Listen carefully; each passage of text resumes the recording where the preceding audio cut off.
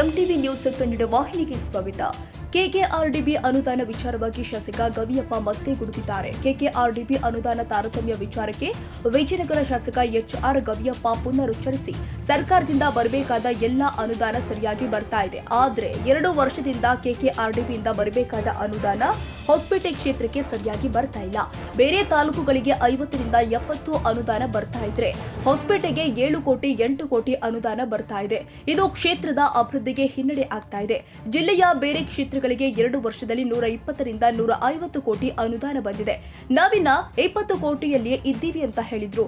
ಅಷ್ಟೇ ಅಲ್ಲ, ಕೆಕೆಆರ್ಡಿಬಿ ಅನುದಾನದಲ್ಲಿ ಜಿಲ್ಲೆಯ ಎಲ್ಲಾ ಕ್ಷೇತ್ರಗಳು ತೃಪ್ತಿಯಾಗಿದೆ. ಹೊಸಪೇಟೆಗೆ ಅನುದಾನ ಬಂದಿಲ್ಲ. ಹೀಗಾಗಿ ಡಿಎಂಎಫ್ ಅನುದಾನದಲ್ಲಿ ತಾಲೂಕಿಗೆ ಹೆಚ್ಚಿನ ಅನುದಾನ ಕೊಡಬೇಕು, ಇನ್ನುಳಿದ ತಾಲೂಕಿಗೆ ಕಡಿಮೆ ಅನುದಾನ ಕೊಡಿ ಅಂತ ಕೇಳಿದ್ದೀನಿ. 15 ದಿನದ ಒಳಗೆ ಡಿಎಂಎಫ್ ಅನುದಾನದಿಂದ 150 ಕೋಟಿ ಬರುತ್ತೆ ಅಂದ್ಕೊಂಡಿದ್ದೀನಿ. ಅನುದಾನ ಬಂದ ಮೇಲೆ ಅಭಿವೃದ್ಧಿ ಏನೇನ್ ಮಾಡಬೇಕು ಅಂತ ವಿಚಾರಗಳನ್ನ ಹಂಚಿಕೊಳ್ತೀನಿ ಅಂತ ಹೊಸಪೇಟೆಯಲ್ಲಿ ಶಾಸಕ ಗವಿಯಪ್ಪ ಹೇಳಿಕೆ ಕೊಟ್ಟಿದ್ದಾರೆ. ಇವಾಗ ಸ್ವಲ್ಪ ಅನುದಾನಗಳು ಬರೋದು ರೊಟೀನ್ ಆಗಿ ಬರ್ತಾ ಇದೆ. ಬಟ್ ನಮಗೆ ಬ್ಯಾಕ್ ಡ್ರಾಪ್ ಏನಾಗ್ತಾ ಇದೆ, ಬ್ಯಾಕ್ ಫಾಲ್ ಏನಾಗ್ತಾ ಇದೆ ಅಂದರೆ ಕೆಕೆಆರ್ಡಿಬಿನಿಂದ we are not getting the support. ಇವಾಗ 2 ವರ್ಷ ಆಯಿತು. 2 ವರ್ಷದಿಂದ ಒಂದೊಂದು ಕ್ಷೇತ್ರಕ್ಕೆ 50 ರಿಂದ 70 ಕೋಟಿ ಬರ್ತಾಯಿದೆ. ಅದೇ ನಮ್ಮ ಕ್ಷೇತ್ರಕ್ಕೆ 7 ರಿಂದ 8 ಕೋಟಿ ಬರುತ್ತೆ. C they are already 150 crores head office. ನಾವು ಇನ್ನೂ 20 ಕೋಟಿನಲ್ಲೇ ಇದ್ದೀವಿ, ಅವ್ರು 150 ಕೋಟಿನಲ್ಲೇ ಇದ್ದಾರೆ.